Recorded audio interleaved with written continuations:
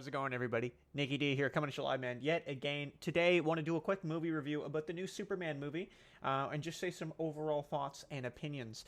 So we'll do a very quick non-spoiler section. We'll do a quick spoiler section because I don't want to get too much into it, and then we'll hopefully you guys check it out on your own though, and get your own opinion. See what you think, right? Check it out, give it some love. So I just checked it out about a week ago. There, just didn't really think much of it, to be quite honest, after the fact. But just figured, make some YouTube videos because I was going to see the new Tron movie tonight. So we'll see how that goes. Tron Ares, I believe it's called. Fingers crossed. Anyway, overall thoughts on Superman. So I would actually say it was a fairly enjoyable experience. I think if you don't think too much on things, I think it's an enjoyable experience. I'll admit it. I'll say it. I'm not the biggest Superman fan overall. I'll watch them, but I'm not blown away by them. But yeah, overall, I just think it was just a fun, enjoyable experience. However, it was just kind of forgetful, very forgettable. Nothing about it was kind of after the fact of oh my god, I can't believe, you know what I mean? That had happened. You go watch a movie that makes you think like that. It's a different experience, right? Yeah, so there's that. But I think people should watch it. And I think the average fan will enjoy the movie. I think the average person will enjoy the movie. But, I understand that there are, obviously the people who know the comics, who know, more of the lore than I would, right? As I am just the average viewer. It's all I am.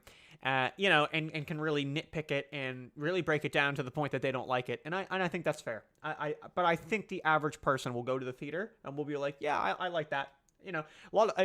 Definitely a lot more in the comedy range as well. They definitely push a lot more to that, a lot more humor. If you watched Man of Steel and then you watch this, there's going to be a big tonal difference, right? This is a very much more lighthearted movie. So we're gonna move into a quick spoiler section.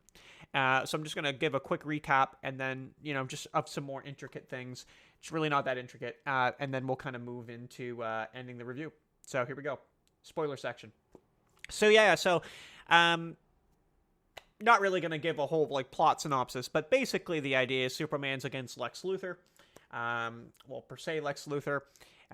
They find out there's a pocket dimension, which I think was really cool. Pocket dimension. And in the pocket dimension, there's metahumans, and that's been established already. So yeah, and the pocket dimension is basically kind of the end boss in a way, if you think about it. If you've seen the movie, you know what I'm talking about. Hopefully there's trailer footage up too. You can look at it. And then I was like, okay, but Lex Luthor is technically the big bad of the movie. So yeah, I thought overall it was okay. I think the idea of having metahumans, that's how it opens. It's hey, so Superman's not the only metahuman out there, right? There are more, and they've been around now for hundreds of years. I don't know if I was really feeling that. Because there's other metahumans that are shown, and I think some of them are just really, they're just kind of boring. They're not really entertaining. And now you can just throw in, hundreds of people. So I don't know if I really like that. It's also not a coming-of-age story, which I think is actually a good thing. So you don't really see Superman and his achievements. You just kind of know he's there. You're all right, here the best metahuman of all, and it's Superman, and he's there, and you're okay. So it's not like him as a kid and learning and growing. It's just right there. He's already been established.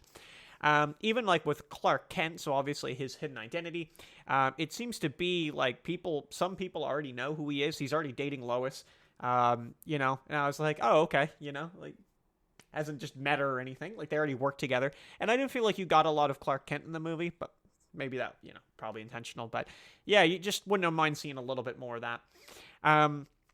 Apparently there was, so basically though, there is a plot point in the movie that there is another country that's being invaded, and or maybe not so much a country, but they're being invaded, and they, it's superior military versus basically guys with sticks and maybe a couple of guns, and they're begging for Superman to come save them. They're Superman, right? Because Superman has done that in the past and been criticized about this conflict. And apparently a lot of people online, I didn't know anything about this when I was watching it, but apparently a lot of people online were putting that into modern times. They're oh, you see one place invading another. And I was listen, I'm just going to try to watch the movie, okay? I'm not going to try to get political here. It's let's just watch the movie, and, it's a Superman, right? Let's just watch the comic movie. It's a feel good movie. So yeah, I was just kind of surprised that people were really making that what it was, and it's like I didn't establish that. I established a Superman meddling, in affairs.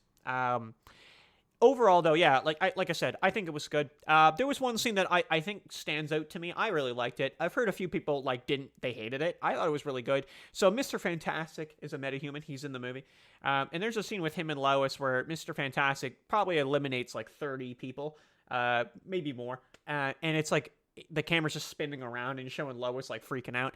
I actually really liked it. I thought that was a really good scene. I just thought it was really good. I thought that was just well done. And I thought that was a real standout for me in terms of that. Lex Luthor, I don't know. I wasn't really sold. I'm going to be honest. I wasn't sold by him.